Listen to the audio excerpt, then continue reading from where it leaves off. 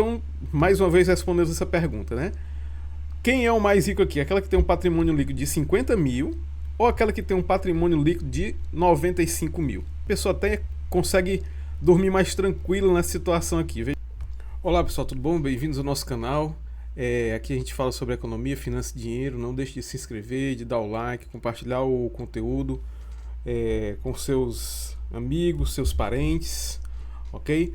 E no vídeo de hoje nós vamos falar sobre a questão do controle patrimonial, tá bom?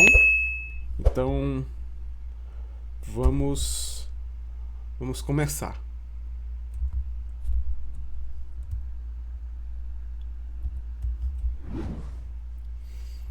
Bem, por que o controle patrimonial, né? Por que fazer um controle do patrimônio? Bem, a gente tem as nossas finanças, a gente precisa manter nossas finanças em ordem. E como eu falei no outro vídeo, né, no vídeo passado, sobre os 4 índices de saúde financeira, a gente falou aqui sobre o índice de liquidez, o índice de cobertura, o índice de endividamento e o índice de poupança. Então, assim, a questão de a gente fazer o controle do nosso patrimônio é para que a gente possa ter realmente a visão das nossas finanças como um todo, né? E acabar tendo como calcular esses índices aqui que dizem realmente assim como está a nossa saúde financeira, tá bom? Eu vou deixar o card do vídeo passado para que vocês possam ver e acessar esse vídeo que eu fiz falando sobre cada um desses 4 índices, tá bom? Então, assim, o controle patrimonial ele é feito basicamente por 3 partes, né? Ele é composto de três partes do patrimônio. Isso aqui, toda empresa, né? A empresa tem tem o seu ativo, tem o seu passivo e o seu patrimônio líquido. Então, quando você vê essa nomenclatura de ativo, passivo e patrimônio líquido, isso aí vem da contabilidade, né? Mas a gente pode utilizar esses mesmos princípios para nossas finanças pessoais. Por quê? Porque isso aí facilita, como eu falei, a identificar e a ter aqueles índices lá de saúde financeira, tá bom? Então, o primeiro aspecto, o primeiro ponto que a gente tem que identificar são os nossos ativos, né? A coluna de ativos, que é composta de bens e direitos, né? São os nossos bens, aquilo que a gente tem, e os direitos que a gente tem também. Então, assim, a princípio, como eu faço, eu tenho uma planilha que eu coloco aqui, que é apenas um exemplo, né? Mas que eu coloco aqui a minha coluna de ativos, que são o quê? São ativos de curto prazo, questão de 1 ano, mais ou menos, são disponíveis, né? Disponibilidade de dinheiro, disponibilidade de dinheiro em conta corrente, em renda fixa, em ativo de curto prazo. E eu coloco aqui em média, né, um prazo de 1 ano, um de longo prazo acima de 1 ano, 2 anos, e o ativo permanente, que é aquele que você não pretende, pelo menos eu não pretendo vender, né? Não é bom, no meu caso, não pretendo me desfazer, tá bom? Então, isso aqui são os nossos bens, né? Essa coluna de ativo, como eu falei, são os nossos bens e direitos. Legal? Como esse exemplo aqui, o total, no caso, deu 379.500. A outra parte do nosso balanço patrimonial é o que? É o passivo, né? São as nossas obrigações. Então, as nossas obrigações, também, da maneira como eu faço, da maneira como eu fiz aqui, eu divido o quê? Divido em passivo, de exigível de curto prazo e um exigível de longo prazo. Por que não tem um exigível permanente, como eu tenho um ativo lá permanente? Porque eu não espero que seja exigível permanentemente uma conta de mim, né? Então, o ativo não, o ativo eu pretendo manter permanentemente, mas exigível é bom que você pague logo. Por isso que nesse meu exemplo tem o quê? Tem o exigível de curto prazo e tem o exigível de longo prazo, né? E assim, como são obrigações, é bom, é interessante que a gente pague logo. Quanto menos passivo a gente tiver, melhor. A dívida do apartamento, por exemplo, aqui nesse exemplo está 0, a dívida do carro é 0.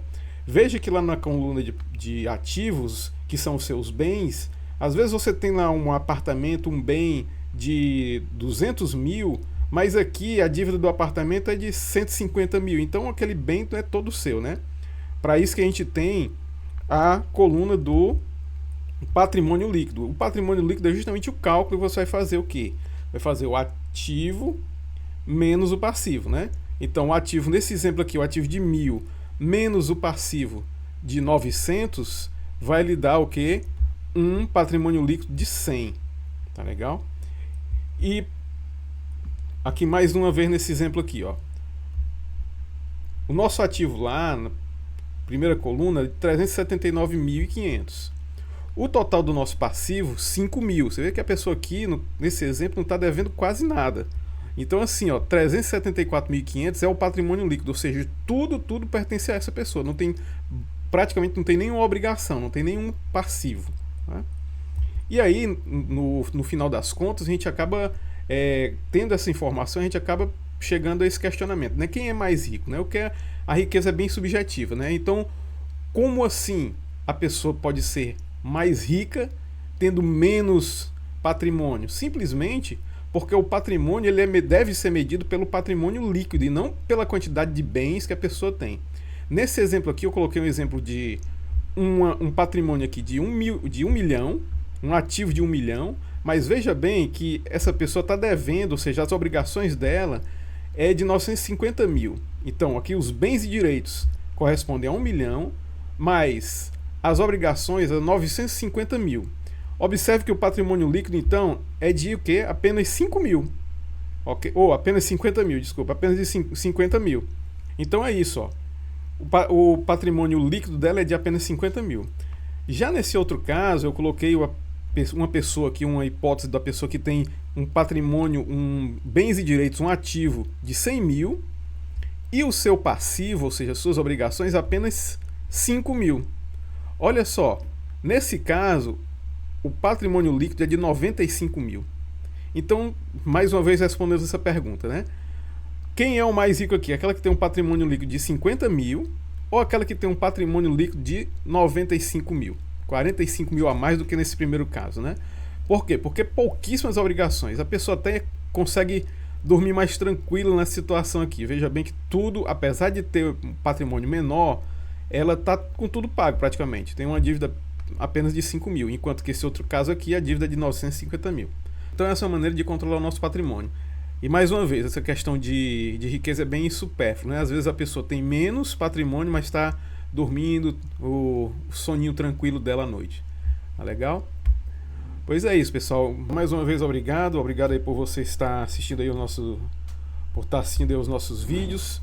Quero mais uma vez agradecer, né, e pedir que vocês compartilhem, né, compartilhem os nossos, não deixe de se inscrever no nosso canal, não deixe de dar o like, de compartilhar, né, o conteúdo do nosso canal.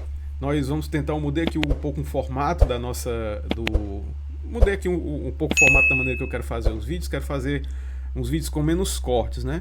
Então eu espero que com isso eu consiga fazer mais vídeos durante a semana. E aí vamos ver como é que a gente vai prosseguir aqui no nosso canal, tá bom? Mais uma vez, obrigado, um abraço, Deus abençoe. Peço que vocês, mais uma vez, assim, se inscrevam, né? Se inscrevam no nosso canal, dê o like, participe aí, coloque seus comentários, o que você está achando aí dos nossos vídeos. E até o próximo vídeo, tá bom? Até mais.